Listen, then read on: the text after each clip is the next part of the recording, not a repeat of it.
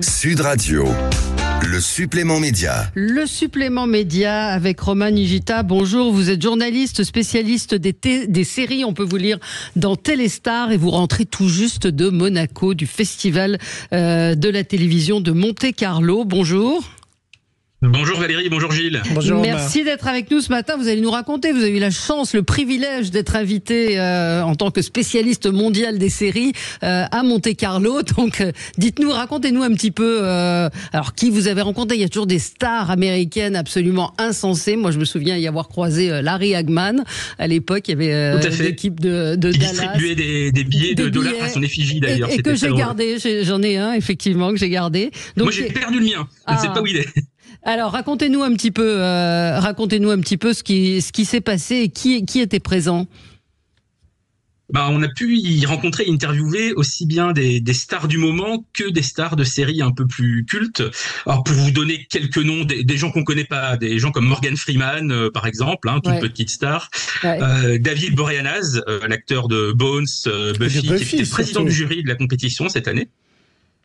Et on a pu, dans des stars de séries un peu plus cultes, retrouver toute la distribution de La Petite Maison dans la Prairie qui était là pour célébrer le 50e anniversaire de la série. Donc il y avait par exemple l'actrice qui jouait la mère de la famille, qui jouait Caroline Ingalls, Karen Grassel. On a pu également y croiser Melissa Sue Anderson qui jouait Mary Ingalls. Il y avait Leslie London qui est la fille de Michael London, donc Michael London qui était le créateur et acteur principal de la série. Sa fille a un peu joué aussi dans la série, elle a pu raconter des souvenirs sur son père. Il y avait Alison Argrim qui jouait la méchante de Gilson. On voit régulièrement en France dans les spectacles sur scène. Matthew Laborto qui jouait Albert, le fils adoptif de la famille. Bref, ils étaient tous là, ils ont raconté des souvenirs de la série, tout ce qui leur est arrivé depuis 50 ans, le fait qu'ils continuent à croiser des fans en permanence, Est-ce qu'ils ont continué leur carrière de comédien ou on leur rappelle tout le temps la série et ça a tellement marqué le monde entier qu'ils n'ont pas beaucoup tourné derrière? Ça a été compliqué pour certains d'entre eux. C'est Alison Argrim qui expliquait que non seulement on ne lui proposait que des rôles de méchante, mais qu'en plus, quand elle passait des castings, les responsables de casting lui disaient « Mais attendez, là c'est pour une série qui se passe de nos jours, c'est pas une série qui se passe à l'époque du western comme La Petite Maison, donc c'est pas pour elle. » Mais attendez, moi je suis actrice, je peux jouer n'importe quel rôle, il suffit de me donner le bon costume. Donc oui, ça a été compliqué. Mais ils ont tous continué, notamment la mère, Karen Grassel, elle a fait pas mal de théâtre. Matthew Laborto, lui, il a fait pas mal de voix pour des dessins animés, des séries. Donc, ils ont tous plus ou moins continué, mais c'est vrai qu'ils n'ont jamais retrouvé le même succès que ce qu'ils ont pu avoir. À noter, Valérie, que cette semaine, enfin pas cette semaine, mais la semaine prochaine, dans 15 jours, ça devrait... C'est lundi prochain. C'est dès lundi, vous avez eu la date. Dès lundi, ça sera la une de Téléstar qui met en une La Petite Maison dans la Prairie et donc le travail de Romain et son interview et l'histoire qui sera en une de Téléstar. Bravo, monsieur. Alors, vous avez vu des nouvelles séries aussi, parce que c'est le principe de ce festival. Oui, on a pu voir notamment en ouverture une série historique qui est produite par Morgan Freeman. Donc c'est pour ça que l'acteur était là, mais en tant que producteur, et pas en tant que comédien. C'est une série qui s'appelle The Grey House, la maison grise. Et la maison grise, c'était en fait l'équivalent de la Maison Blanche, mais du côté sudiste pendant la guerre de sécession. C'est-à-dire le camp qui était pour le maintien de l'esclavage. Et donc, c'est une série qui montre comment à la fois des Américains, des Blancs et des Noirs vont ensemble lutter contre le Sud pour que l'esclavage soit finalement aboli. C'est une série à gros budget, gros décors, gros costumes.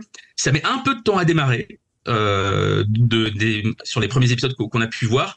Malheureusement, pour l'instant, c'est pas du tout où elle sera diffusée en France. C'était vraiment une avant-première mondiale à laquelle on a eu droit. On a aussi pu voir une série néo-zélandaise, mais avec une comédienne qu'on a pu voir dans des séries américaines, Rachel Griffiths, qu'on a vu notamment dans Six Feet Under et dans Brothers and Sisters.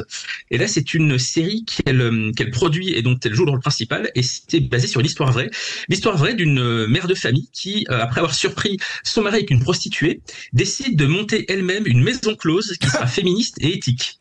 Incroyable. Donc elle va elle-même sélectionner les jeunes femmes qui vont travailler là, elles vont leur donner des bonnes conditions de travail, des bonnes conditions d'hygiène, parce qu'en Nouvelle-Zélande c'est légal, mais il n'y a que des maisons closes assez crapoteuses. Et donc c'est plutôt une comédie, mais c'est assez réussi. C'est original en tout cas. Ouais, c'est c'est assez original et on voit que la comédienne Rachel Griffiths est très impliquée dans toutes ces thématiques-là, que ce soit la représentation du corps des femmes à l'écran, le fait de travailler avec ce qu'on appelle les coordinateurs d'intimité. C'est maintenant un nouveau job sur les plateaux de tournage qui permet de voir avec les acteurs et actrices ce qu'ils sont prêts à faire ou pas et à montrer de leur corps.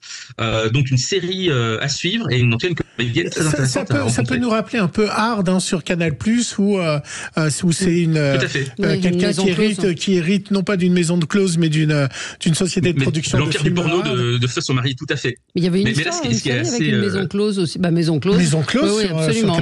Sur Canal, qui est une série historique. Mais il y avait Hard justement où elle hérite sans le vouloir de ça et qu'elle se retrouve à devoir gérer des acteurs porno et c'est une super série. Donc votre coup de cœur c'est quoi dans ce que vous avez vu? Justement la série Madame dont je viens de vous parler, qui est très chouette. Il y a également une série israélienne avec une actrice qu'on voit de plus en plus, une actrice qui s'appelle Shiran Haas, qu'on a vu notamment dans Unorthodox et dans La famille Schniesel. Elle a d'ailleurs remporté le prix spécial du jury pour son interprétation dans une série qui s'appelle Night Therapy, qui rappelle un peu la série In Treatment, qui était à la base d'une série israélienne, Betty Pool, puisque là c'est un psy mais qui reçoit les gens la nuit. Parce qu'il estime que les patients qu'il va recevoir la nuit ont des problématiques totalement différentes des patients ordinaires qu'il pourrait voir le jour.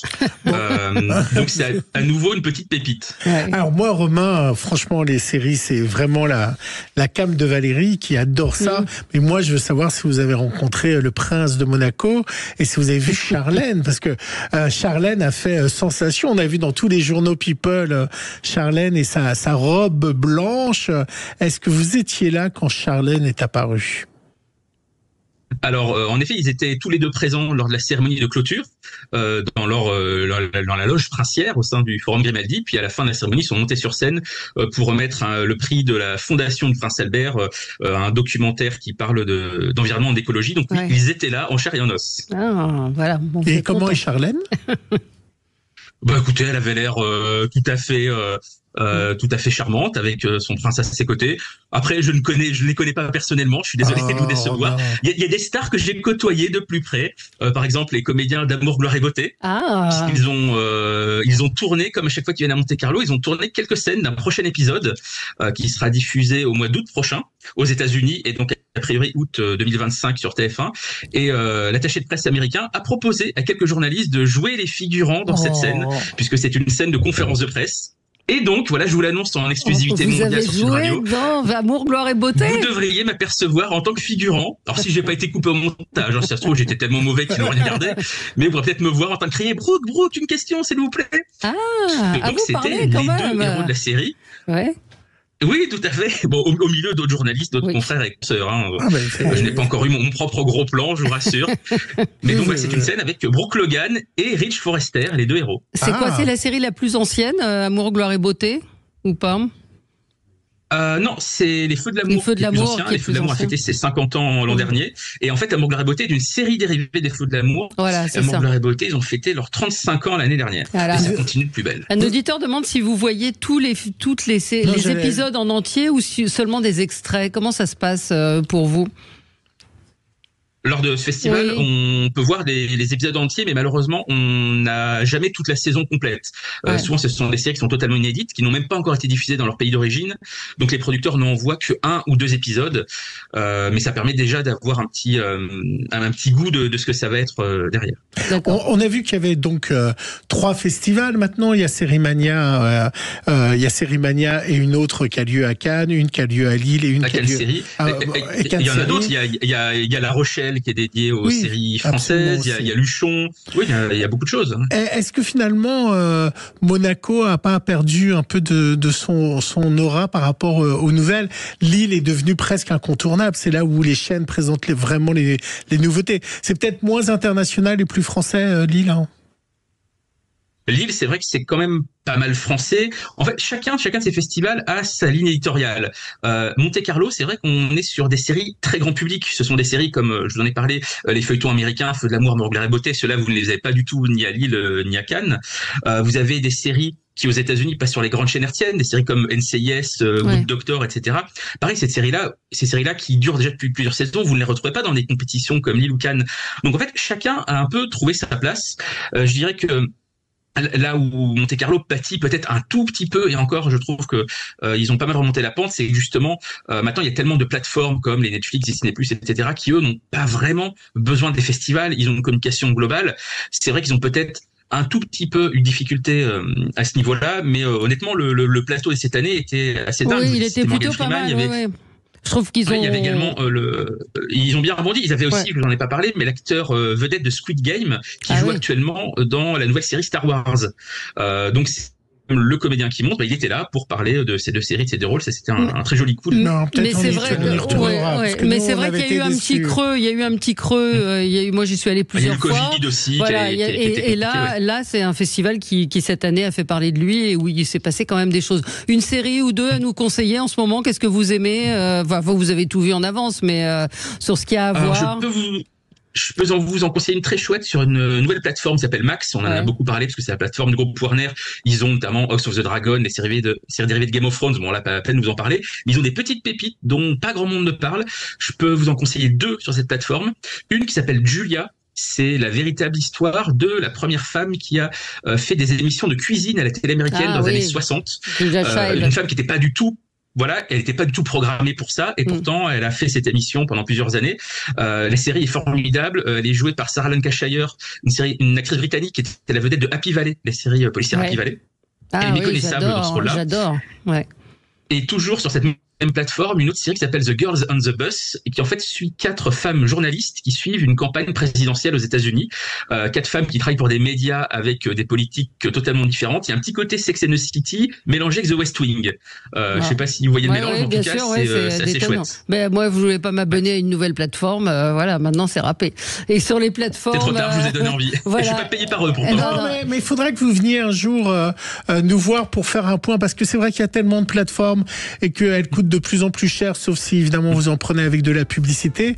Et il y a un moment où ça va être quand même très compliqué de s'abonner à toutes ces plateformes et que ça soit compliqué. Bon, moi j'ai la Freebox, le conseil 3 plateformes, mais le conseil que je peux vous donner, c'est que maintenant toutes ces plateformes-là sont sans engagement. Avant, les anciens abonnements Canal+, c'était 1 an, 2 ans. Maintenant, c'est sans abonnement. Vous prenez un mois à l'une, vous regardez la série qui vous intéresse, vous l'arrêtez, prenez un mois à l'autre, vous regardez la série qui vous intéresse. Voilà, vous pouvez zapper de l'une à l'autre. C'est très simple, d'un clic. Moi, c'est vraiment le meilleur conseil que je peux vous donner. Bon, très bien. Merci beaucoup. Merci Romain Nigita d'avoir été avec nous. Avec plaisir. Et alors, la diffusion, c'est quand de Amour, Gloire et Beauté?